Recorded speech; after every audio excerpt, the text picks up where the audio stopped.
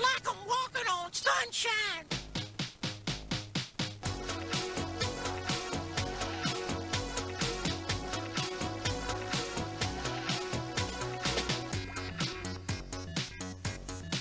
Your hosts, Charlie McGrath and I, Doug Owen, welcome you to DoomCast number 15. It's November 7, 2013.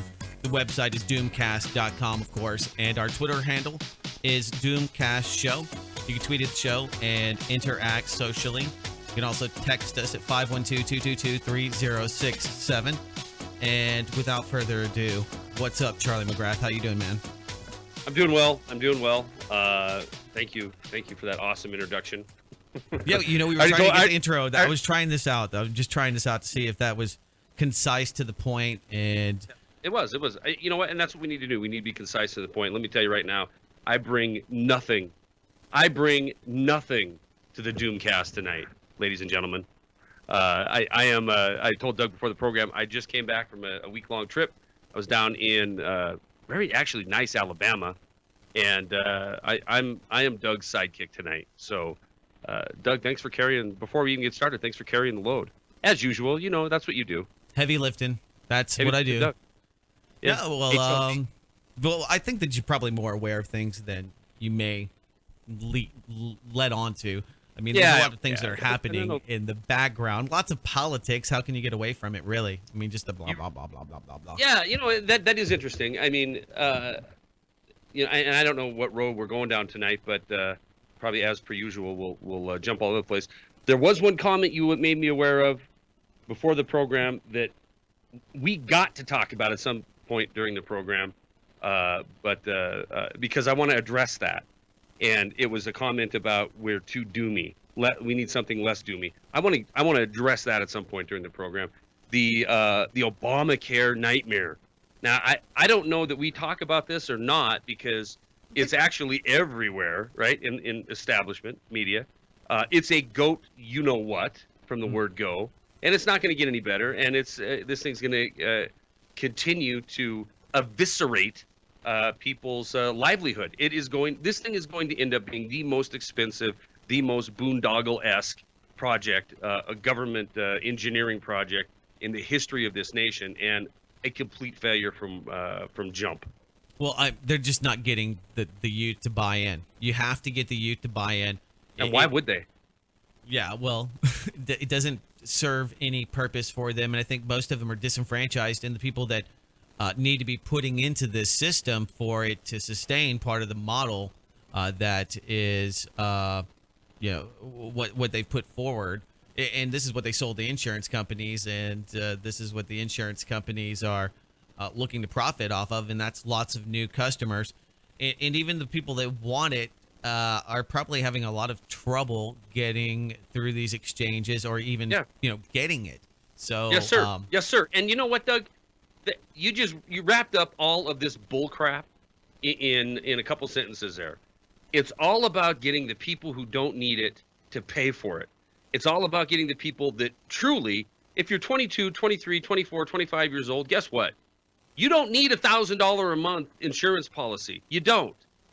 I mean, all you need to do is look at the charts the insurance companies use. They understand completely that that's the kind of customer that they want because they're never going to have to pay anything for them. You know, the rare on these actuarial tables, on the rare occasion that one of these guys gets sick, they have to shell out money. But the vast super majority of these kids, they don't need this crap. So government putting a barrel of a gun, and inevitably that's the only way you enforce law. That when you extrapolate it out, the barrel of a gun to force individuals to pay for something that they don't want and they certainly don't need is the whole crux of the biscuit on this one.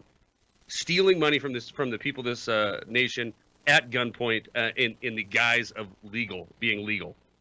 Well, yeah, absolutely. You have to get people to put into the system. I mean, that's what happened in 2008. We saw the stall. We saw the stagnation of not just the massive amounts of fraud that culminated, and the heist of lots of cash via Hank Paulson and other connected criminals. But it's a bubble in the making, and so we have lots of debt bubbles. The student loan bubble, which is going to have to be addressed trillions of dollars. I was looking at a piece just yesterday talking about the real look at what is owed. What was it? There's $710 trillion worth of derivatives that they're trying to push off onto the FDIC, and basically trying to get the taxpayers to underwrite. So that's one of the biggest things that's probably not getting much attention. I mean, if you haven't been keeping up, Charlie, there was a guy that got butt raped in Arizona by cops, and it's pretty horrific. But I'm talking about sports talk shows, even we're covering this. Every Tom, Dick, and Harry has been covering this. So when that becomes, the talking point, the police state, that it's getting pretty thick. But basically, they've said that since 2008, that $29 trillion. Let me give you the guy's name here. He's an economist, a well-renowned one as well, that argues that Ben Bernanke's basically a liar, and that the $7.7 trillion figure reported by Bloomberg News, what they gave the banks, is actually bull crap, and that it's $29 trillion. His name's L. Randall Wray. And I mean, when you look at the big stories that are on the back burner, J.P. Morgan, they've pled guilty. They're paying unprecedented multi-billion-dollar fines. Not that that's going to mean anything to anyone. No. That's not going to mean anything to the economy, and it's not going to put a dent in any of the deficits or the. And they're not going to pay. That's the other structural damage that's happened. Yeah. Yeah, and they might sell in the headlines of business media the large. We keep hearing the next largest fine ever in the financial industry, but guys, understand this: if these scumbags get nailed and have to pay a fine of $1 billion, $2 billion, $10 billion, $20 billion, put in as long as the word B, the letter B is after it, forget about it. They've received that money in full, and they're not paying it anyway. The shareholders of those companies are going to be the ones who pay that failure, and it's irrelevant. It's chump change to them. They already know they're too big to fail. They're going to put some money out there. This money's going to go to the government, and they're going to be able to wash their hands. Like Pilate sending Jesus off to die. We're just going to wash our hands of it. It doesn't matter to us because we paid our fine. We're too big to fail. What are you going to do about it? Is really where they're at right now. What are you going to do about it? We don't care. We'll pay a little fine. We'll get this money backdoor from the Fed anyway. We'll pay this fine, and we'll just keep marching on. And that's what we see. You're right, and it isn't being covered because we have Obamacare and Sebelius to talk about and all this other freak show that we call our political landscape. Yeah. I mean, if you want healthcare, I would just suggest that you go to, Mexico. Mexico. I've got an article here that I wanted to talk about. A segue. I mean, because we could rail against Obamacare, and for the people that really want it, those are the people I feel really bad for. The people that thought that this was going to be a single payer system. The people that felt like this is it was something that they wanted. I feel bad for them. Let me ask you something, Owen. I remember in 2009 when this was all being debated and all the Republicans were going to, hold it. First of all, it's shocking to me that because the Republicans control one of the branches of Congress at the time, or branches of government at the time, that this thing got passed. But now that it has, it's even more shocking to me that they're pretending that they can somehow make it go away. I mean, it's literally going to take a revolution, an armed revolution in the streets in this country to make this thing go away. It's the exact same thing that's going to take in order to make the power away from these financiers who are writing legislation to throw their fraudulent derivative failure onto the backs of the people through something like the FDIC. But I do remember in 2009 saying, how much would it cost?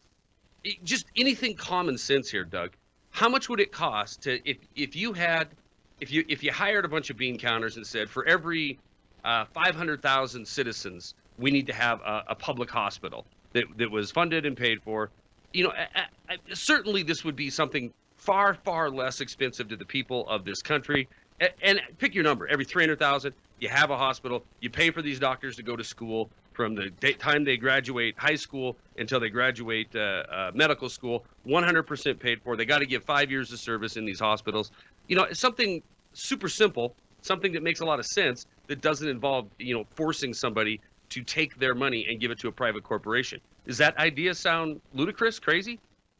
Well, I mean, it would be a model. It'd be something to test out. I don't know how well it would work if people would embrace it. I mean, of course, something like uh, that is just really a huge structural change is going to have people like you and I that will probably naysay it all the way to all the way to the bank. But not that government. They do listen. They might not care what you say, but do they listen to everything? Yeah. Yeah, they they might not give a crap, but so.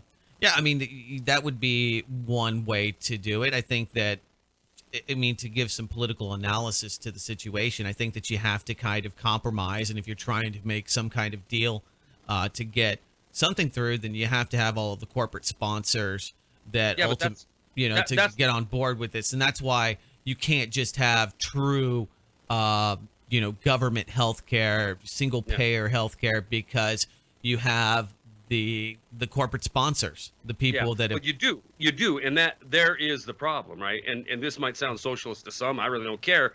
But if we're going to have socialized medicine, let's not have fascized medicine and call it socialized medicine, because that's exactly what we're getting. This private individuals having to buy insurance from individuals. Think about it. I mean, we've kind of touched on some socialist ideas just to see what they would do or how they would react in the market. You have Switzerland trying to give each and every person out there, their own allowance. I think it's $2,200 a month or the equivalent there. I mean, but that money would go back into the economy. I don't think it would work here. We have 300 million people, but it'd be better than giving money to Jamie Dimon, in my estimate. Right. I'd rather have Ben Bernanke flying around and dropping money from his helicopter, Janet Yellen queefing it to the people. Or what? What'd you say? What did you? So it's not that. Yeah, I got you. Yeah, it's not that I'm a commie or anything. I just think that what we have now is fascism, and fascism is just we have planks of the Communist Manifesto that are pretty solidified. But here's the point: is that would it be better for society? Would we all, when you look at how many people are bankrupted by their medical bills and how many people lose wealth and their ability to produce and to create jobs in this economy, a lot of that has to do with health. So it's a central issue, and I think it's very near and dear. And the older you get, the more important it is to you, of course. You have the people that are, relying on it currently. So, I understand where they're at, and I understand. I do too, and it is a big deal, and it's a huge deal. So some of the medical crap that I've went through in the last couple of years with myself and recently my son with his appendectomy. I mean, you start seeing $40,000-$50,000 a year in medical bills. You're really glad that you have insurance. I guess my point was, if you don't sell me that we're a compassionate nation, and because we're not you, Doug, just in general, don't try to sell me. I'm not ignorant on the argument and the sales pitch. You're going to try to tell me that we're a compassionate nation that is concerned about the health of the nation and concerned about moving forward with a healthy working population to spark economic growth. But in order to show that we're compassionate, we're going to hold a gun to your head and make you buy something in a very overinflated market in the first place.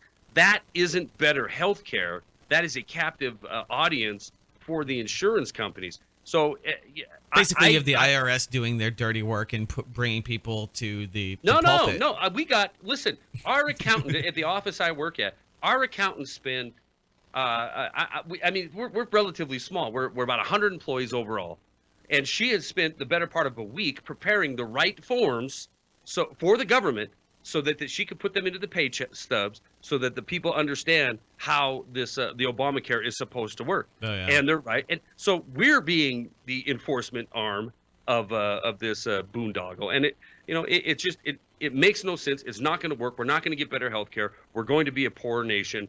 And the uber rich, the gulf that continues to spread between the poor and the wealthy, those super rich will still be flying off to Mayo Clinic and getting the best health care in the world, while the people who are not at that end of the totem pole will be sucking it. Well, people like myself are just not going to do it, and there's plenty of millions of other Americans that aren't going to do it. And if it's not profitable, and the promises to the companies that are the state or extensions of the state, if those break down, if there's no profit potential, if it becomes another boondoggle, then it goes away. Then something else Yeah. comes in its place, and maybe political will. And if it becomes a big enough mess, the powers that be will use that, whether it's the Republicans or whatever political party, to really grandstand it and to shift the paradigm and watch the proverbial shift in thought and back into the left-right paradigm. No doubt about it. No doubt about it. And I think that's where it really ends up, lying at the end of the day, is that this thing's going to be a huge mess, and people are either and the people that are supporting it, they don't care what links or bounds they have to go to make it okay, because they're just completely vested in all of it. Absolutely. Yeah, it's a political stance at that point. Nobody's arguing the fact that it's I can't see nobody's arguing on the fact that on the left that this thing is working or on its way to working. They're certainly rallying the troops and corralling up positions because they're under attack right now politically.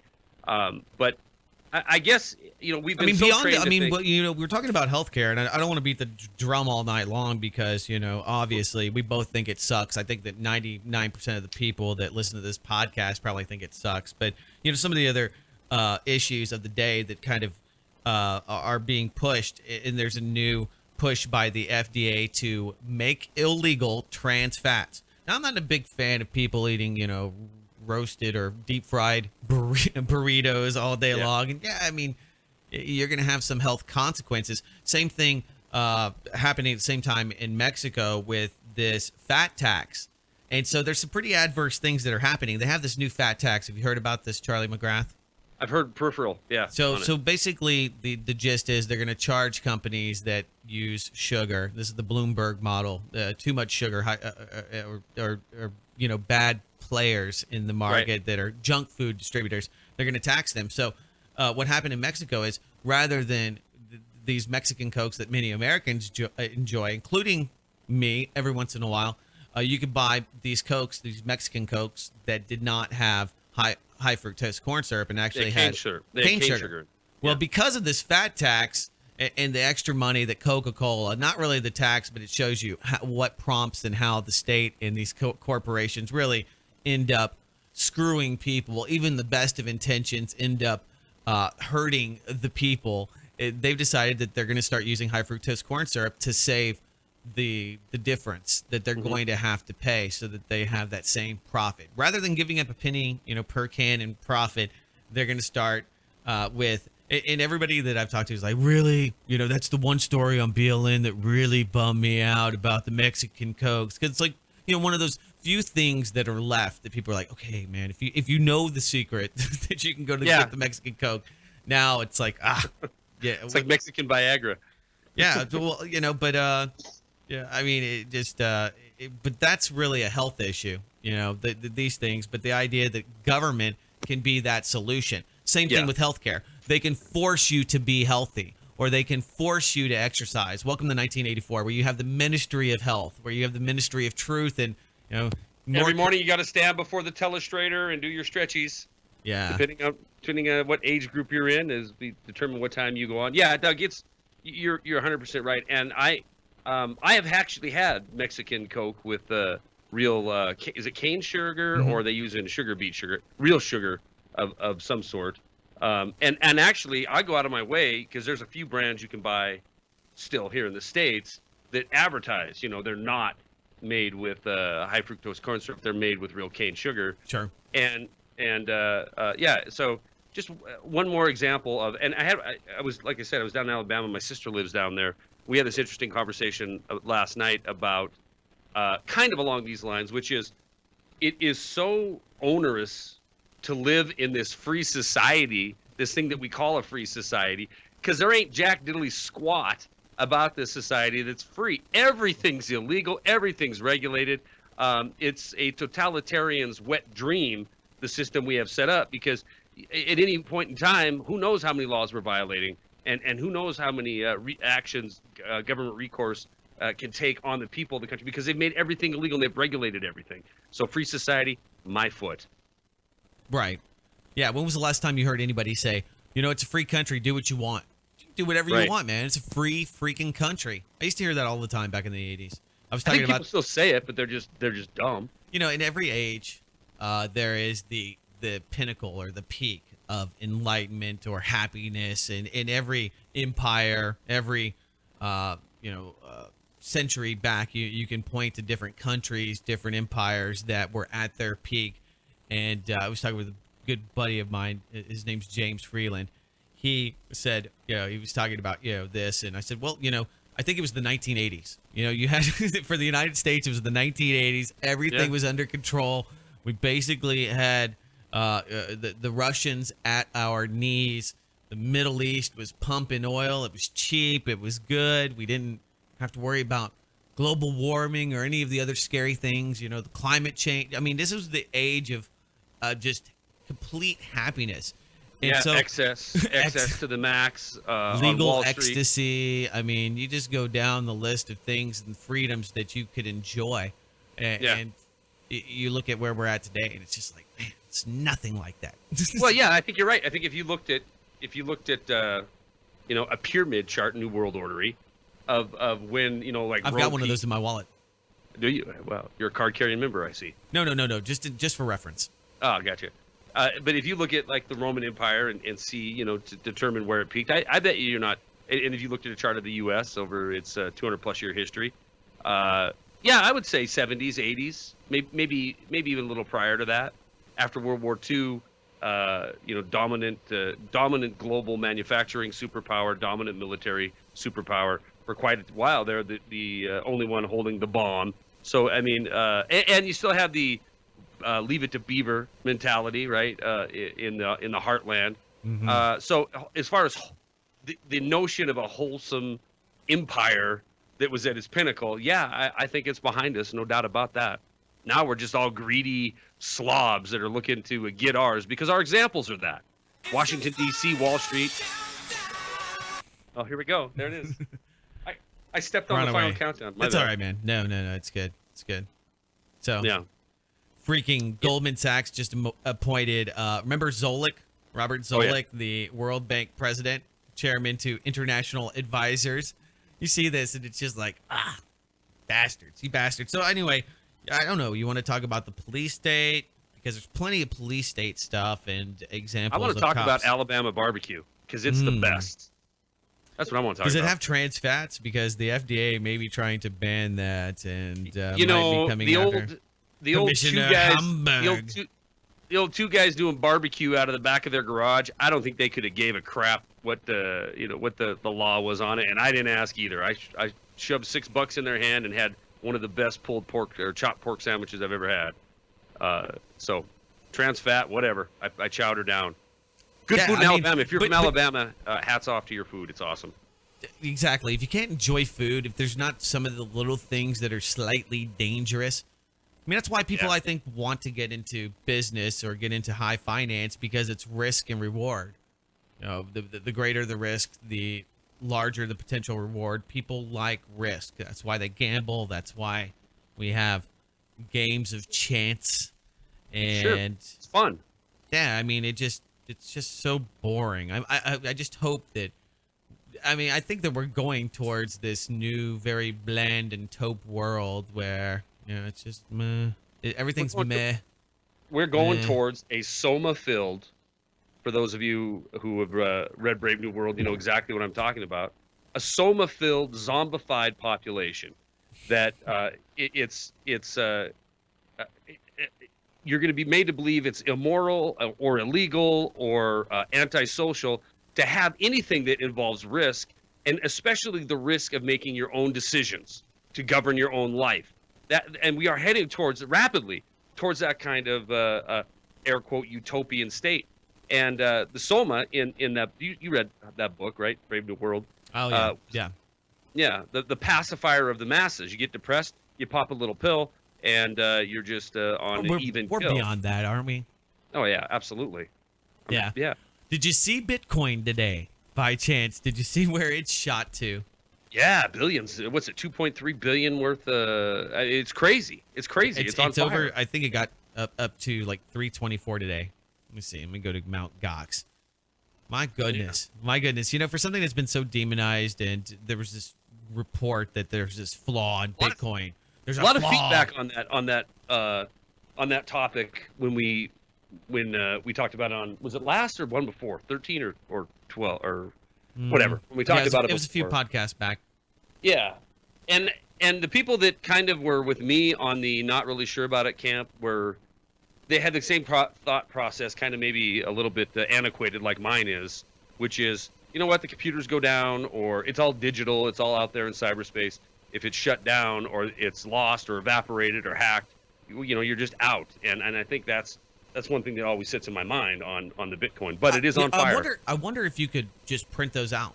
I mean, couldn't you just put a barcode, encrypt it into something? I mean, the thing is that I could see you actually printing these and being able to have unique Bitcoins. I don't know how large that number would have to be. I'm not a cryptographic genius, but just a thought. You mean like an actual currency that is printed based on your Bitcoin, be it the number on? If you could take your smartphone, you could transfer them via wallets, peer-to-peer, and I've seen different apps where they actually do use the QR codes, with the phones. So, I mean, why couldn't you just print that out? I mean, you can print out a QR code. But regardless of that, it's just really interesting to see how it's controlled, though, because you have to get out of the exchange. But people are still really excited about Bitcoin, and it's because it's an alternative to state currency. That's the only reason. Yeah. And I'm not, telling people to invest in it right now. It's at a high. But if you had Bitcoins years ago and you got them for next to nothing, or you potentially mined them for free to see that, Bitcoin's hitting $324, it could be a signal that there's a rush out of cash. In Bitcoin, I think it's an interesting metric as to when you might have, some kind of, big influx in the markets, or, big ebb and flow where people are taking out lots of cash, similar to what we saw when Cyprus, when those price controls were instituted by the state on the people's bank accounts. People rushed to Bitcoin. So it's just notable. It's very notable. Yeah. And they started back up the Silk Road, so people start buying their drugs from the official FBI honeypot once again, so they can be shipping that. So, well, there, love it or hate it, understand it or not, there is absolutely no doubt that it's on fire right now. But I can't help but think if I was Doug Owen of the world and I had 4,000 of these Bitcoins stacked up, I'd be trying to figure out how to put some of them into something other than Bitcoin, gold, silver, whatever. Oh yeah, diamonds. I would bet them like any investment, or not really an investment. I mean, I think there's real money, that's fungible, and then there's there's currency, and Bitcoin could be currency in the digital market. And right now we have so much electronic currency, it's not hard to see that gap pretty much closing in the next 20, 30 years. Not that I'm a proponent of that. People are like, oh, you want the digital, New World Order currency. No, not at all. And it could be Bitcoin be just that.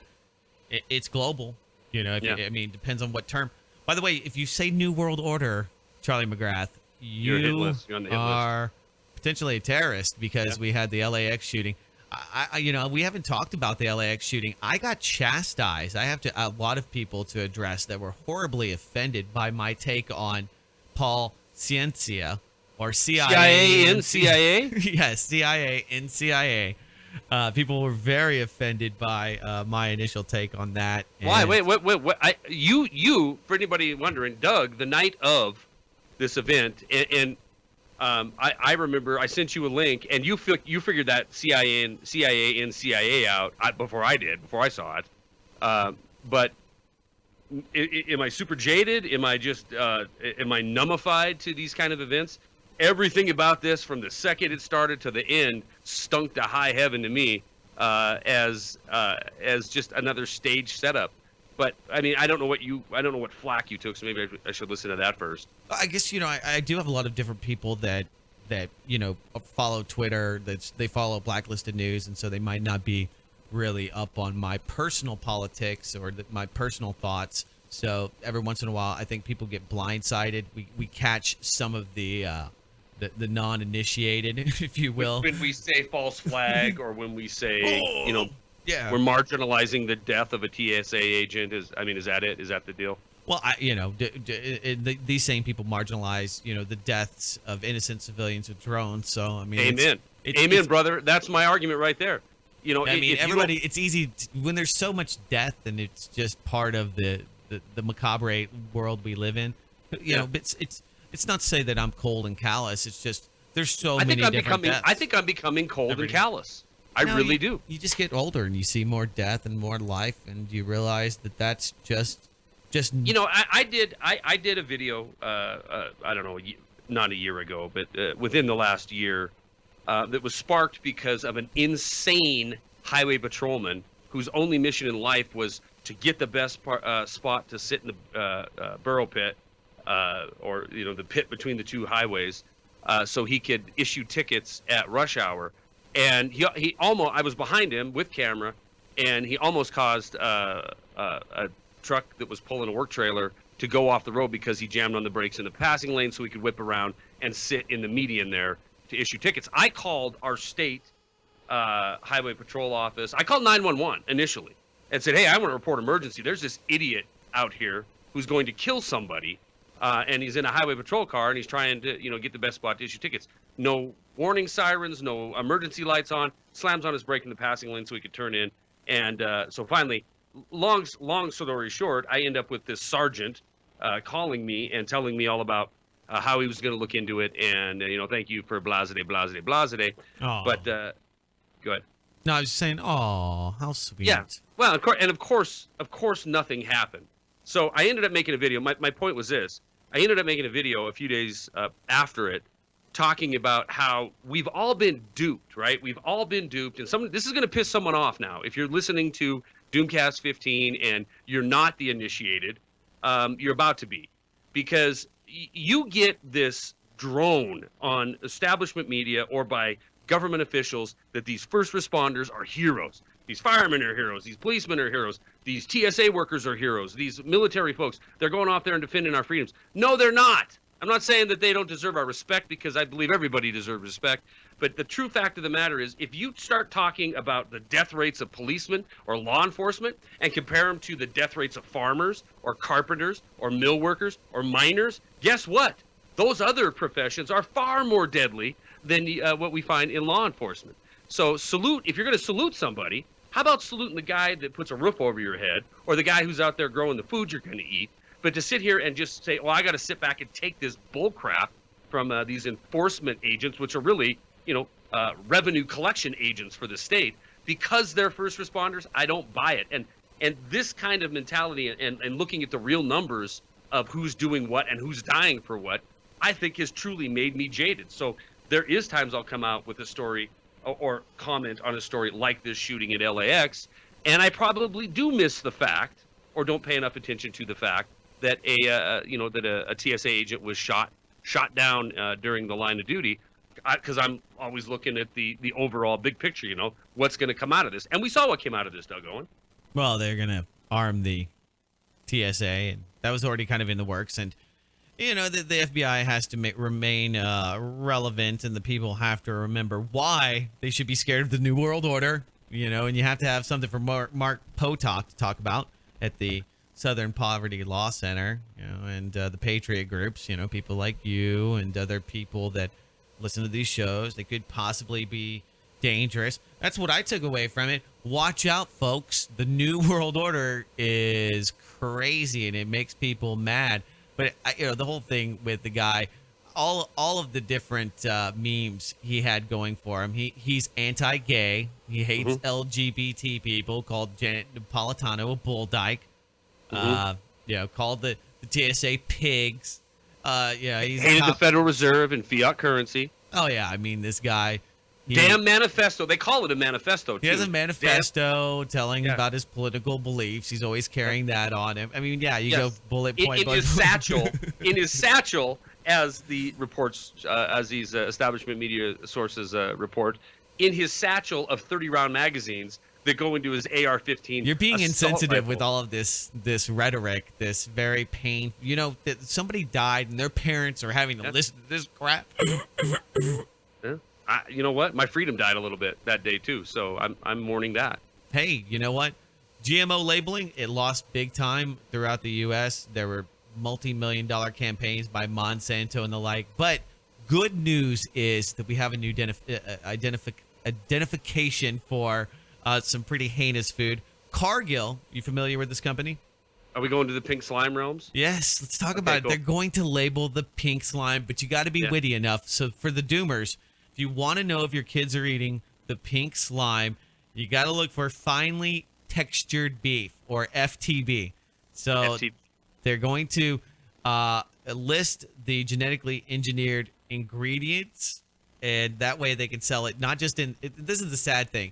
People are like, yeah, it's not so they can sell it here. It's so they can sell it in other countries that actually have real regulations that don't treat their population like guinea pigs for the rest of the world and for the pharmaceutical companies that are the food industry. You know, pharmaceutical grade corn and tobacco and God only knows what. But now we're eating the pink slime, and it's because, well, you know, there's a few hundred, if not few thousand people every year that die from eating rotten food, usually out of trash cans that are drunken, transient hobo types. But it can happen, and so there you go. Well, And it's cheap. Is this listing? Is this listing for the protection of consumers, as you said, in this country, or is it nations such as France and Germany where they have to put if it's a genetically modified food on the carton? We don't have that onerous big government here that is making these food companies really tell you what's genetically modified or not. So is the pink slime for, or did you say that when you said this isn't for the United States, it's for these other countries that are buying this product? Well, it's for other countries, I think, primarily, but right here in the U.S., it just took a big. They're trying to get it into school lunch programs. You know, the Michelle Obama National School Lunch Program. That's what she's in charge of, feeding the kids. So they said no, we're not going to do it. It's not because it's actually pink slime. It's because it has tended meat. And the tended meat has no nutritional value or very little nutritional value. So basically, you're just eating gelatinous, meat. I don't even know filings. I don't know what they do with it. Is it just They a put it filler? in the centrifuge with ammonia, and that's not what bothers everybody. See, that's what's kind of ironic, right? You'd think that the pink slime aspect or the ammonia tainted beef and the fact that they're genetically modifying this, that would actually be the thing that the FDA and this other board, the National NSLP, the National School Lunch Program overseers would be upset about, but it's actually the fact that it's tended meat. So, yeah, it's trans glutamines. It's this. They're trying to also be able to use this to turn it into glue. So it's Well, what is it used for in the process of making food? Is it just a filler? It's beef. Yeah, it's filler. They put it into. They use it to basically make this ammonia formed paste like substance, and then they sell that and they turn that into beef patties. It's a filler. They mix it in with other meat-esque products, meat products. Sure. I mean, if you can put, if you're Mickey D's and you can put even 5% of your patty into pink slime, well, that means you get 5 free patties for every 100 that you make. So, yeah, I mean, we're not gonna make this crap illegal. We're just gonna tell people that they're gonna be eating pink slime. Yeah, Which, I mean, by the way, it's probably no worse than your chicken McNugget or a Which I don't thousand eat. other things. Well, yeah. I mean, when it comes to these kind of foods, it's like. Did you see the movie Food Inc.? Did you see yeah. the documentary Food Inc.? Mhm. That terrified me. Especially the chicken aspect of it. Yeah. They People, raise these damn chickens. They never see the light of the day. They live in a tunnel, right? They got a fan blowing on them so they don't explode from their own BTUs. They grow from 0 to 5 pound breast in in like 45 minutes. Yeah. They're so fat they can't even walk. Their legs would break. And they're just made for Tyson and they're made for KFC so they can pump them out the door and make delicious big fat breast meat. By the way, white meat on a chicken is the absolute. Why do you most think all these big fat white kids have big fat, especially boys have big fat white breasts? Yeah, because they're eating Tyson. Yeah. They're eating You don't have to have a chicken. science degree or be a nutritionist to figure this out. You know, you are what you eat, right? Yeah. You eat genetically modified, crazy hormonal beef that is injected with steroids. And I'm lucky because I still live in an area, I'm sure you do too, in Texas. I mean, I know ranchers. I can go buy a side of beef that has never had a hormone or never had any chemicals dumped into it. Do you do that whatsoever. often, though? I mean, honestly, do you do it? I mean, because I have access. I try to. We shop local. It's called Sprouts, and we go to Central Market and other places where we can get organic beef or locally sourced beef if possible. I don't do it nearly enough. And the one thing that's funny is when you go over and you start getting all those real, enzymes again, and you can actually cook that rare steak and not worry about it. It's one of the great things about it. But it gives me the churros, man. Oh, Gives well, me it's because your body's not used to it. Yeah, those enzymes, but you're like, wow, that it changes your You know what? flora. No, It's good. listen. But then I know once exactly. you get on it, it's good. It's good. It's just when you go back and forth, you realize, oh man, what the difference in the meat you're eating. I think that's why a lot of people have problems with their gut. And I talk to nutritionalists. One of them follows the program quite a bit, and I talk to her often. And a lot of people in this country, because of what we eat, they don't have the proper bacteria and enzymes in their gut, and they're not processing food right. And you really notice this if you're a hunter, and you go you go shoot an animal, a deer, let's say, and so you're eating venison for a couple months during the winter, and then you go through a summer period where you're not, and then you get back onto it again because you shoot one in the fall. Man, you're jacked up for a while, and a lot of it's because you're just not used to that quality of food, that quality of protein, I think. Yeah. And in Alabama, listen to this. Since I was just in Alabama, I'm talking to some hunters. Hey, down. Alabama. Listen. First of all, I've never seen football crazy like I've seen in Tuscaloosa, Alabama. That's where at the University of Alabama's main campus is. Those folk, and Texas is too. I know where you're at, Doug. But those folk are crazy about football. Yeah. Yeah. See, our fans are elitists here in Austin, Texas. They just golf clap. They're like, "Oh, look at him run! Good job." Yeah. Not there. Not in Alabama. Matter of fact, no, they get redneck wild on it. Oh yeah, every car in Tuscaloosa is a shade of maroon, and you better not call it maroon. You They better don't have call any it pro teams. That's what it comes down to. That's the best. So that's like Oklahoma. Just for all you kids that care about football, the three of you that listen to this podcast, that's why Oklahoma has big football. That's why Alabama has big football, because these areas, that's all they have. Yeah. Austin, where I live, we don't have any pro teams other than to the Come north, on, you're in Texas. south, You got Houston, you got Dallas, but not in Austin. That's why UT football is so big, because that's the one thing that they have. Yeah. I mean, they have other stuff, AAA minor league stuff, but Well, what amazed me was Tuscaloosa, going past the stadium there, and my guide, as it were, had told me, and I'm assuming this is true. I guess I could look it up. It holds 109,000 people in that stadium. Tuscaloosa has like 70,000 people total. Right. The university has 40,000 students, and this thing is full every single game. 109,000 people. It's crazy. Oh yeah, it's crazy. And they pay hundreds of dollars to get there. Oh yeah, huge dollars this weekend. In fact, if I'd have known, I mean, it would be like running with the bulls to me at this point, because I saw the hoopla. I mean, I live in a college town, and we're a big football town, and Montana is actually, you might not know this, but it's a pretty big football state, and in the Big Sky Conference, we're always number 1 and 2, our two universities here. Mm. So I get that, but blown away. I've been to many pro games, nothing like the hype of these big college towns. So now I want to see a game, only because it's going to be like running with the Bulls. Yeah, I was there. I went to the UT game last weekend, and it's just unreal. I realized I don't want to deal with it because it's turned into a complete police state. Yeah. Oh yeah, I'm sure. Oh, they got the armored vehicles out there, a bunch of guys running around in camo, look like Navy SEAL wannabes. You were overwhelmed with police officers, and it's just, I mean, it's not fear, so it's fear, not fear. no, it's not so bad. Fear. No, it's not so bad. They're pretty cordial, because they No, want no, no. people to I come. mean, the But, whole I mean, whole persona. Is, oh yeah. It's just you realize, okay, welcome to Rome. Welcome to the Colosseum. Here we are, and it's well worth the spectacle. And Yeah. if you get free tickets, I mean, I would never turn them down, obviously. Well, Because there you go. There's a shameless plug for Doug Owen. If you have free tickets to University of Texas, he's there. yeah, absolutely. Any of the Doomers that want to go, I will go with you if you have tickets. Yeah. So, but it's just amazing to watch all these people. They're just like but you understand how politics works because you see these people that blindly follow this color, this team.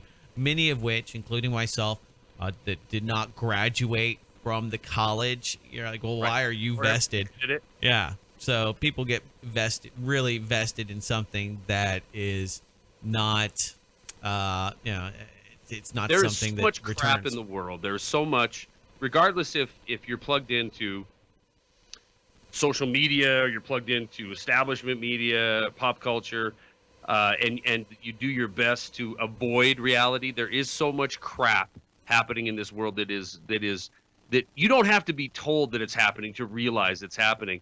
That I do believe that's why you've seen, Doug, especially over the last decade with pro sports, they take on this whole new aura, this whole new living vicariously through, where these people, maybe I'm wrong. Maybe I'm just noticing it now. And there's always been these crazy fans who really, the wife isn't going to get sex if the team doesn't win type thing. All right. Or the week's going to suck if the team doesn't win type of thing. Sure.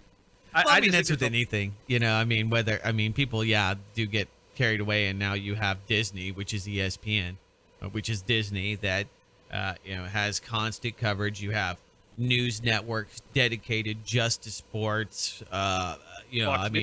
Fox News or Fox Sports just came out with CBS Sports. They all have their own sports channels, so it becomes this whole new drama. It becomes this whole new thing that people can just constantly put themselves into and just watch ESPN all day long and get their fill and keep up with all of that. So I mean, it used to be harder. You couldn't play fantasy. You could play fantasy sports, but you had to be a super geek, and you would have to wait till the next day to get the newspaper. You would have to calculate that stuff. So technology is definitely, with just about everything, including sports, made it so that people can engulf themselves as much as they want. And those of you listening live, Oregon versus Stanford is Oregon Ducks versus Stanford right now is ongoing. Stanford up 7-0. 2 minutes to go in the first quarter. More interest in the Big 12 game, but that's all right. The only reason I don't really follow college football at all, but the greatest running back of all time, Barry Sanders, his son is a redshirt freshman at Stanford, and so I've been following Stanford this year just to see if he's getting any play time. Last week he had 1 carry for 6 yards. Yeah, that guy that was getting bullied by this guy named Richie Incognito. And this is the big story about bullying. So it's gone. I hate pro sports. Yeah. Oh, well, anyway, the long short of it for the people that don't care, because I think that you're starting to see these lines blurred. So they themes that you see in the mainstream media, you see in the sports media, and it's a lot more apparent there because it's out of place. And it pisses people off because most of the people that go to the sports, world where they just live in that all day long, they're trying to escape. They don't want to hear wrestling ball. That's what I'm saying. It's like, don't bring your politics and your pink shoes and everything else into this game, which is already pretty, I don't know, pretty dominated feminine. by a thought control process. It's just a little, homoerogenous, a bunch of guys in tights running around, rubbing on each other. You know what? That isn't true. You said the same thing to me once about UFC. Yes. What do you need it to be not to be homoerogenous? You need to have swords chopping each other's heads off. Hey, you know what? That was homoerogenous at the time as well, and most of those guys were a little bit. Here's what I know: when you point one finger at somebody, there's 4 pointing back. That's true. People. Oh well. Yeah, I got plenty of that already from my analysis that I thought was pretty tame about the LAX shooter this week. So tell me that. I want to hear about that. What was your first of all? I apologize. I didn't see your analysis, but I did one as well, and it couldn't have been any I did a commentary video on it, and if you wanted to be offended, you probably listen to that one because I glazed over the fact that a person was killed. Well, here's a good one. Here's actually a good one. I'll have to dig for the bad one, but this is a guy A that emails me often. Well, I don't agree with all of your opinions and analysis, and this is how every person that emails me always predicates it. Before you, I want to make sure people know where they can read this, because this isn't on DoomCast. This is on the News podcast. No, this is just somebody who emailed me. But gotcha. yeah, so this is out of my mailbox. Well, I don't agree with all of your opinions, and that's how almost all of these are predicated, because most people that listen don't agree with me. They just, I guess they entertain. No, you're taking that wrong. People that start with, I don't agree with everything, they want you to think that they're a open-minded thinker from the get-go. That's why they address the emails that way. They don't want you to think you're in lockstep sheeple follower following everything that you say. So don't. Yeah, I mean that, and which I appreciate that. I appreciate. Right. Yeah. They're not one of them. They're independent thinker. Go ahead. So he says, as much as I listen to your show, I listen to your show as much as I can. On the whole, I think you do an excellent job in the production of your show and the presentation of your material. This brings me to the podcast for 11/2/2013. I think you demonstrated superb insight on the LAX fiasco, the suspect, Paul, CIA, and CIA. It's nice to know that someone else recognized that too, but don't you think it's time for those of us who are aware to begin to pressure our elected officials to begin to investigate these bizarre Gladio-like mass shootings that are occurring too frequently in our society? Keep up with the great work. P.S. I didn't agree with your take on Trayvon Martin, that situation. I feel you could have done a better job. Maybe it has something to do with your sociological background. Ooh, racist. No, I don't remember what my analysis was. It's a non-story. It's the media hyping race war tensions. Absolutely. I mean, it's just. What about the 30 a month in Chicago, right? And Trayvon Martin's going to be the dominant story. People and then die in the media. So the only story I saw there beyond it, I mean, whoever and whatever happened there, we're not going to know the truth. What little we got from the media was distorted, and we saw the media and how it perverted. And at this point, everything. I'm with the big I don't care. I don't care. Yeah. I mean, it was an unfortunate event, and families suffered, but to receive the amount of attention it did, and to polarize as many people as it did, it was used, it was pimped, it was hoard. It was a hoard event, and that is disgusting. Yeah, I think so too. That was what my biggest takeaway from all of this was that that you shouldn't trust the mainstream media at all, all. And there's so many of those little caveats, and I that's what I'm saying. I think that he's probably right. I could have done a better analysis because I didn't do a whole lot of it. Well, but wait, let's break it down a little bit. Because they're talking. This person said to you, and I haven't heard this email. You didn't tell me you got this email, but the first takeaway I got was, if you're listening and you wrote that email to Doug, you talk about, isn't it time we pressure our elected officials on these constant reoccurring shootings? And my argument would be, no, man, that's exactly the takeaway that you're supposed to have, that we're on an increase on mass shootings. And the fact of the matter is, even with the LAX shooter, even with the one before that and the one before that, we're still, if you look from the 90s to now, we're still on this very cliff style decline in the number of so-called mass shootings. So just the idea that your persona, that you're having this notion that we're seeing an increase in shooting, I think is part of trying to affect mind control across the country, that we need to act. We need to have the government to step in for pink slime, and we need to have the government to step in to halt mass shootings. There are not more mass shootings than there were a decade ago. There's far, far less. Well, yeah, maybe, individuals, doing crazy things and it becoming a national story. That's new. People doing wild things and killing other people in a dramatic, fashion. That's really not that new. It's just that, no, I agree. I thought you were going to say that is new. No, the excuse me, the pouring out of these events is certainly on the increase, no doubt about it. I'm all potty mouth tonight again. What? You're what? Potty mouth. I didn't even notice. Hey, I said whoring out a couple times. Oh, that's not really that bad. I've said worse things. Yeah, you have. That's a fact. Special Operations Command to expand system of worldwide propaganda websites That's from USA Today. I like this. The Pentagon may expand its system of propaganda websites aimed at various audiences around the world despite attempts by Congress to kill the program. Special Operations Command documents released Tuesday show Tampa-based SOCOM has opened up a search for potential contractors to run the command's trans-regional web initiative. So, I think that, this is a job that we could definitely take on, running a propaganda website for SOCOM. Let's see what else they mean want we here. as in you and I? Yeah, they'll just give you a bunch of cash and, you just screw them like these other guys. I mean, they spent, what was it, $637 million, whatever it was, some just unfathomable Dr. amount Evil. of money. Yeah, whatever it was on this Bazillion, website for bazillion. Obamacare. Yeah, for the Obamacare website. So this gotta be paying pretty decent. And Yeah, we can they could broadcast this. By the way, what we this could is, use their money to broadcast the DoomCast. yeah, propaganda. Well, I think we'd have to, if it's government sponsored, we're going to have to, turn the message into a smiley. Government is good. Big Brother government is the best. But nobody will believe Come on it. in. That's what would be funny about it. Nobody will believe it. Like, Well, but take your this vitamins isn't domestic, every right? This is day. Government's isn't- good. yeah. This isn't domestic, right? This is international. So, and this has been around forever. I mean, this is Voice of America type thing. Yeah, but they need more of it. They need more Yeah. and more and more, and they need more money. Carl Levin, thinks that we need more pro-U.S.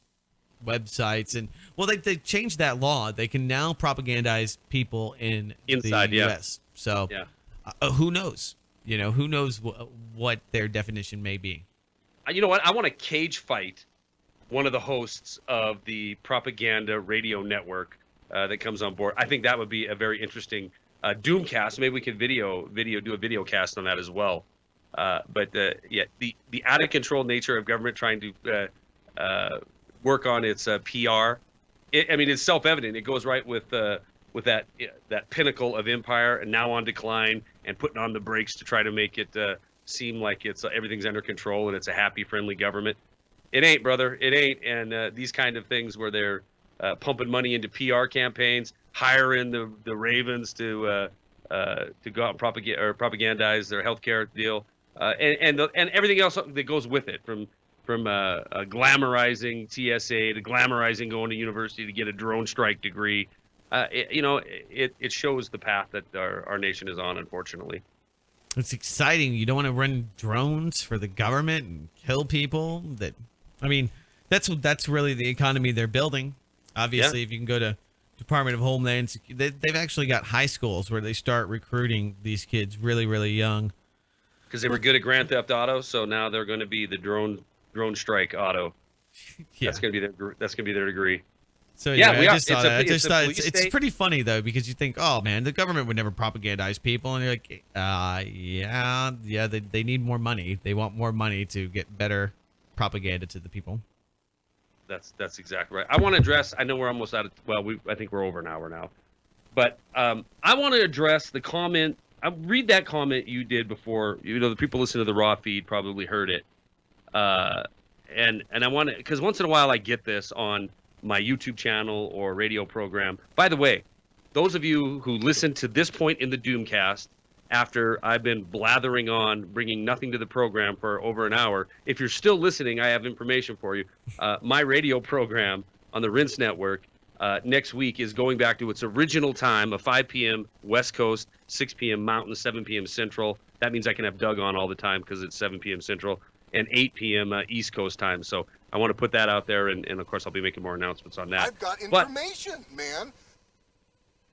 Finish it, because he goes, the situation has changed. No, he doesn't say that at all. He does say something like that. New shit He has goes- come to light. Yeah. Yeah, that's it. That's it. I was gonna stop the it there. I was dude. trying to. You were already worried about your pretty Lingo. minimalistic bad. But isn't bad me words. saying it, man. That's the dude. He can say whatever he wants. Yeah, it was good to see the Anons out there on the 5th of November. Remember the powder keg Fifth plot? of- Yeah. That was. Just read that did you comment see- you had. Read that comment you Oh, had. yeah, I want yeah. to end it with Then that we'll- comment. All right. BLN Radio, at BLN Radio, at Blacklisted News, and at Spreaker. Doug, half full guy here. Doug. Doug. It's very brash. Yes. Okay. Your name is easy. Your name is easy. One syllable. Doug. You can be Doug. pissed off, but Doug. Doug, can we change the DoomCast name to something a little more hopeful? Question mark.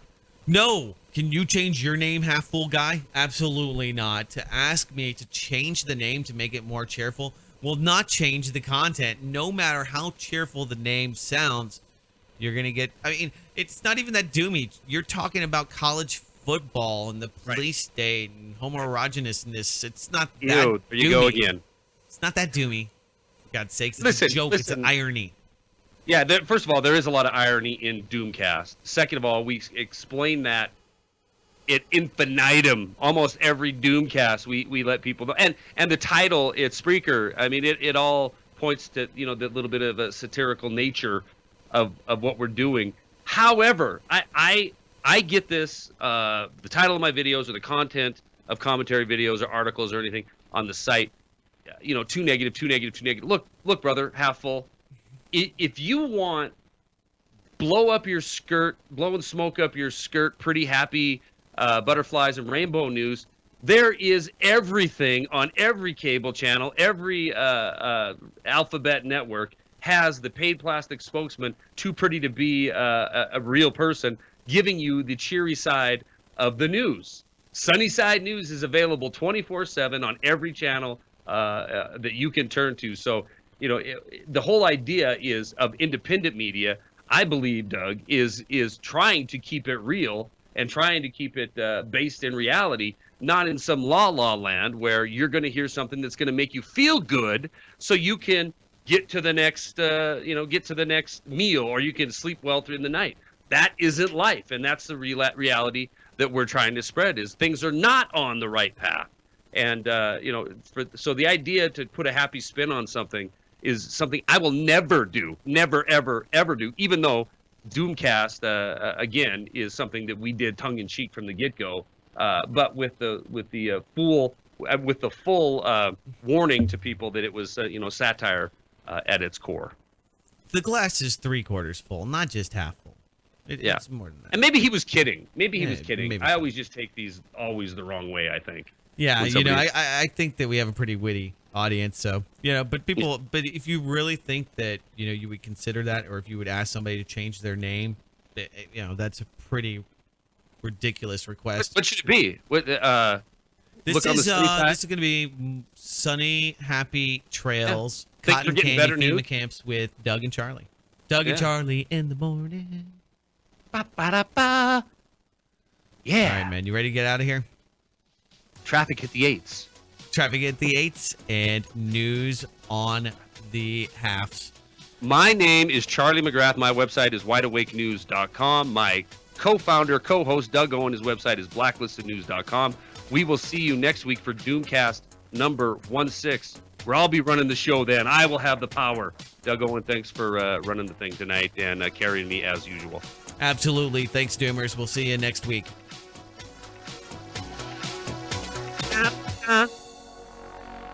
Traffic at the 8s. Beautiful, Mr. Charlie McGrath.